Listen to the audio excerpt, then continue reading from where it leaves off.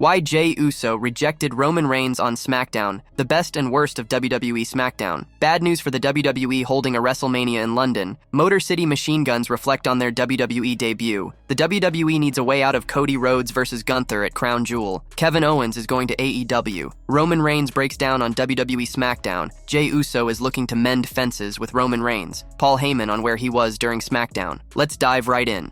The best and worst of WWE SmackDown. SmackDown tonight was a pretty fun show, with a lot happening. There was a lot of progress in Roman Reigns' story with the bloodline, but was it too much? A lot more happened beyond Samoan family members airing out their dirty laundry, though. From WWE stars making their debuts to one big name potentially quitting, so much more took place. So, with that in mind, let's get to it. Here are the biggest positives and negatives from this week's episode of Friday Night SmackDown. Number 1. Best. Success on night 1. SmackDown was a night of debuts as Lash Legend wrestled her first singles match on the WWE main roster. However, the big one came later on. Chris Sabin and Alex Shelley finally arrived on the blue brand as the Motor City Machine Guns won a triple threat tag team match. The veteran duo defeated Los Garza and A-Town Down Under, using their dynamic offense and impeccable chemistry. Sabin and Shelley had a successful outing right off the bat. They will face DIY next week on SmackDown, with a shot at the WWE Tag Team titles on the line. That is huge. What a start for the Motor City Machine Guns in WWE. Number 2. Worst. Cody ignores KO on SmackDown. The Kevin Owens situation is among SmackDown's most exciting storylines right now, and after Cody Rhodes seemed to be ready to fight him last week, he did not even mention KO in his promo tonight. The American Nightmare's sole focus was the WWE Crown Jewel Championship. It is hard to believe that Owens and his actions would be of lesser priority to Cody Rhodes than a championship that will never be defended. His match against Gunther at Crown Jewel will be great, but at the end of the day, it doesn't really matter what happens. That is, unless Kevin Owens involves himself,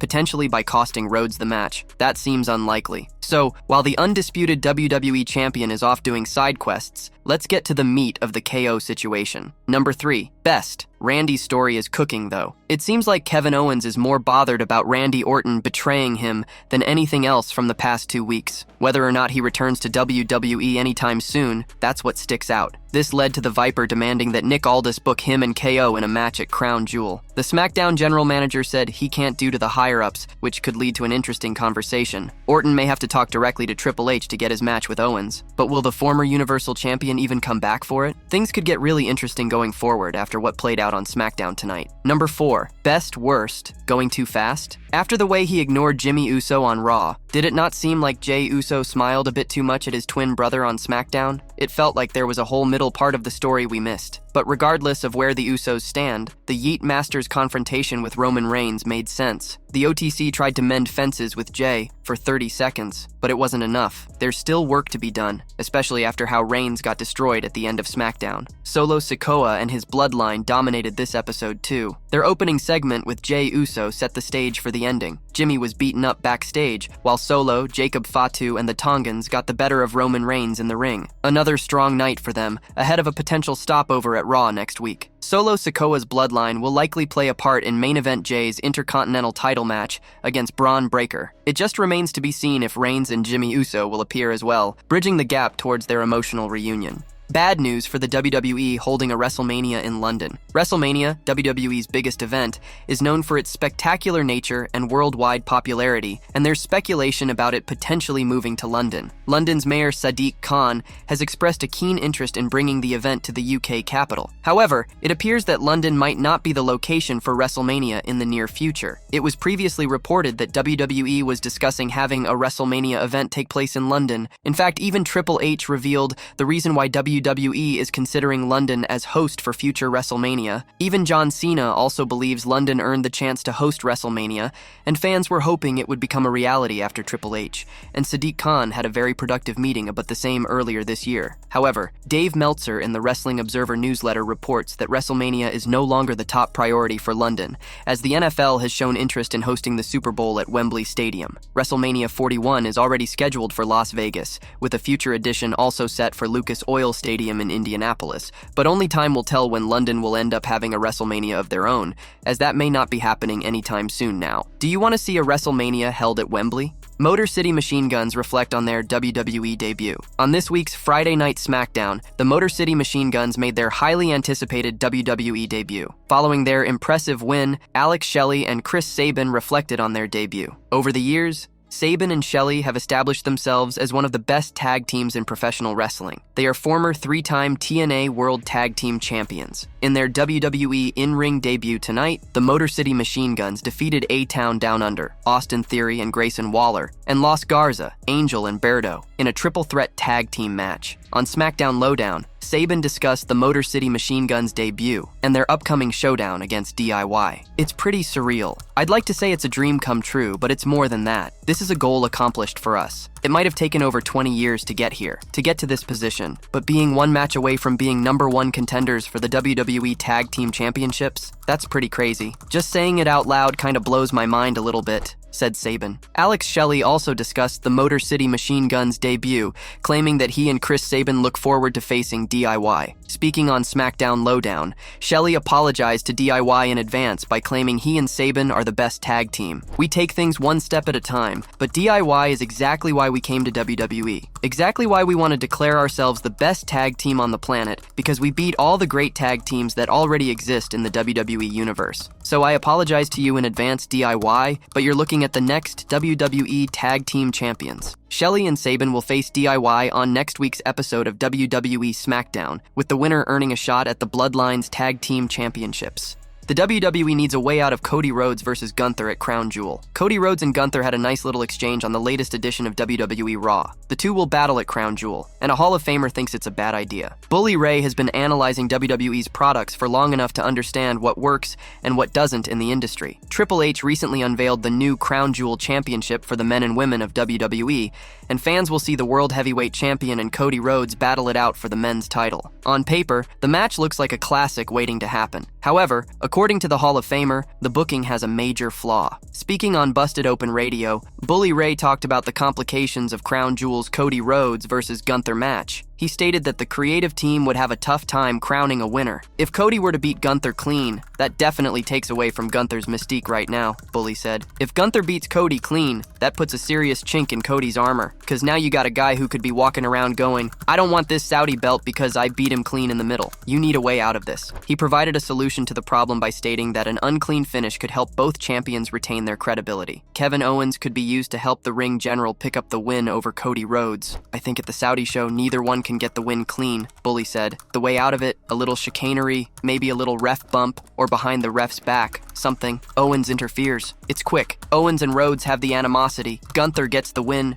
raises the championship. Now we're off to the raises with Kevin and Cody. WWE fans will likely stay glued to their screens for the big match between the American Nightmare and the Ring General. The result will help one of the stars earn some bragging rights. Bully Ray provided a neat solution to the problem at hand. Fans could see Kevin Owens appear to cost the American Nightmare the match. However, KO isn't too fond of traveling to Saudi Arabia. This could call for a different finish where the World Heavyweight Champion's next challenger interrupts the match. That man could be none other than Damian Priest, who lost the title to the Ring General thanks to Finn Balor. Cody Rhodes could win the contest after the Archer of Infamy walks out to stare down the World Heavyweight Champion. It would be a good way to get the WWE Crown Jewel Championship on Cody. Kevin Owens is going to AEW. WWE SmackDown was filled with enthralling matches and moments as we headed towards Crown Jewel in Saudi Arabia. The show also saw Kevin Owens tease leaving the company following a recent turn of events. However, veteran journalist Bill Apter believes that the prize fighter is going nowhere. Owens turned heel and attacked Cody Rhodes in the parking lot after Bad Blood, leading to his suspension. The 9-time champion appeared in a pre-recorded video on SmackDown this week, sharing his thoughts on the suspension and his quarrel with Randy Orton last week. KO also teased leaving the company amid rumors of his contract expiry coming close. Speaking on Sportskeeda Wrestling's Smack Talk,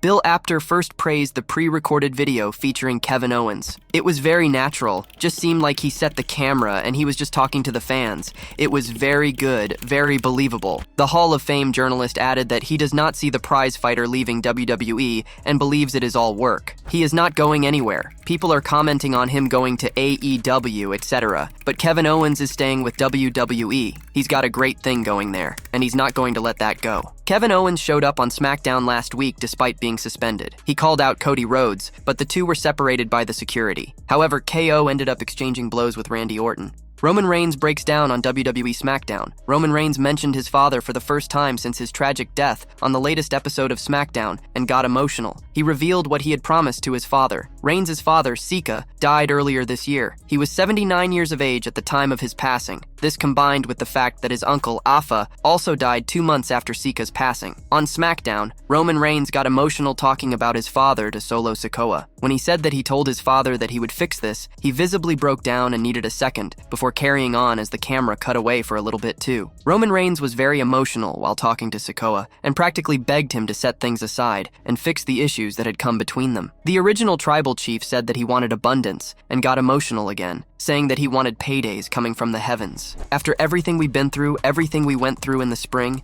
everything we lost in the summer, and we stand here divided like this? Solo, I told my father that I could fix this. All I want to do is put us back in the promised land. I want titles around our waists. I want paydays coming from the heavens. I want abundance. I want our family to be priority. Tell me what I have to do to fix this. Sikoa would not accept it, and even ignored the head of the table's acknowledgement, only to attack and destroy the latter once again.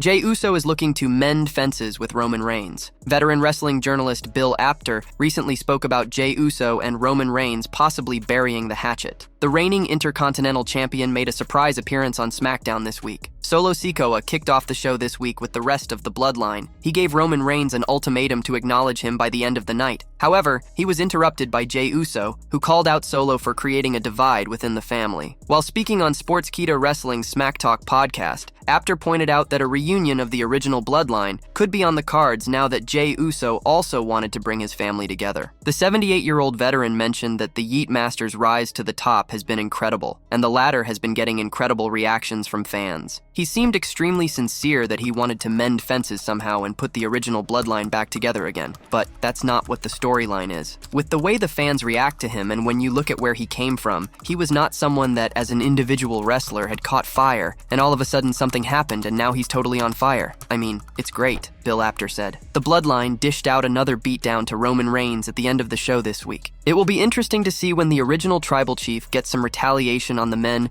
who have taken over his faction. Paul Heyman on where he was during SmackDown. Paul Heyman hasn't been seen in WWE since the June 28th episode of SmackDown. The Wiseman was taken out by the Bloodline 2.0 after he refused to acknowledge Solo Sikoa as his tribal chief. Despite his absence, Heyman has been referenced many times since Roman Reigns' WWE return. The OTC did so on SmackDown tonight as well, stating that the Wiseman would have already fixed the situation between him and Jey Uso by now. WWE's official X handle posted a clip of the backstage segment where Reigns said that, with him even claiming that he'd acknowledge Solo Sikoa. The caption of the tweet included a question asking where Paul Heyman was. What's going on? Roman Reigns is going to acknowledge Solo Sikoa? Heyman Hustle, where are you? Heyman didn't outright respond to the question, but his next move was telling. The WWE Hall of Famer shared the tweet on his Instagram story, along with a link to it. This might be a sign that Paul Heyman's on-screen return is not far away. Roman Reigns certainly needs his guidance again. Meanwhile, the Big Uso himself refused to acknowledge Solo Sikoa as his tribal chief. This led to a huge beatdown at the hands of the Bloodline. It is clear that Reigns and Jimmy Uso need Jey Uso's help. They will likely persist in attempting to reunite with him following the events on this week's SmackDown. Why Jey Uso rejected Roman Reigns on SmackDown. In the latest episode of WWE SmackDown, Jey Uso made an unexpected appearance and rejected Roman Reigns in a backstage segment. This unfolded after the Yeet Master confronted Solo Sikoa and the Bloodline at the start of the show. Roman and Jimmy entered the venue, and the original tribal chief grabbed Jey's arm after an intense eye-to-eye confrontation. Roman told Jey he was proud of him, but the Intercontinental Champion, visibly frustrated, responded with "No yeet" and rejected the head of the table. Let's discuss 3 reasons why Jey Uso might have rejected Roman Reigns on the Blue Brand tonight. Number 1. Jey Uso wants to stay away from this family war. When the Yeet Master confronted Solo Sikoa and the Bloodline, he stated that Solo was causing conflicts within the family and dividing them. Despite everything Roman has done to him in the past, Jey has seemingly moved on and distanced himself from the family drama and has now become the Intercontinental Champion on WWE Raw. This shows that Jey has no intention of getting involved in the Bloodline saga again, as he doesn't doesn't want to fight his own family anymore. This could be why the Yeet Master rejected Roman in the backstage segment. Showing even a slight interest in reuniting with the original bloodline might pull Jey back into the storyline, but it seems he has no desire to return to that turmoil. Number 2. The Samoan twin does not want Roman Reigns' acknowledgement. Another reason for Jey Uso's rejection of Roman Reigns could be that he no longer seeks acknowledgement from Reigns for his accomplishments. As mentioned earlier, when Roman and Jimmy Uso confronted Jey, the original tribal chief said he was proud of Jey. He even went on to say they were all proud of Jey. However, this acknowledgement from Reigns is something Jey no longer supposedly values, which is why he chose to reject the head of the table. When Jey was aligned with Reigns during his heel turn, Roman only cared about being acknowledged for his skills and accomplishments. Now, Jey doesn't see this praise as valuable, especially since Roman has shown himself to be selfish in the past. Number 3. Jey Uso still has not forgotten the past incidents with Roman Reigns. During his segment with the new Bloodline, Jey Uso mentioned how he had stepped away from the Bloodline saga after having conflicts with Roman Reigns. The original tribal chief and the Yeet Master have a tumultuous history in WWE. Reigns' heel turn reached its peak during the pandemic when he feuded with Jey. Later, when Jey turned on Roman, their rivalry intensified even further. After the past poor treatment, resentment between the duo is something Jey might still hold on to. This could explain why he chose to reject the former undisputed WWE Universal Champion on SmackDown.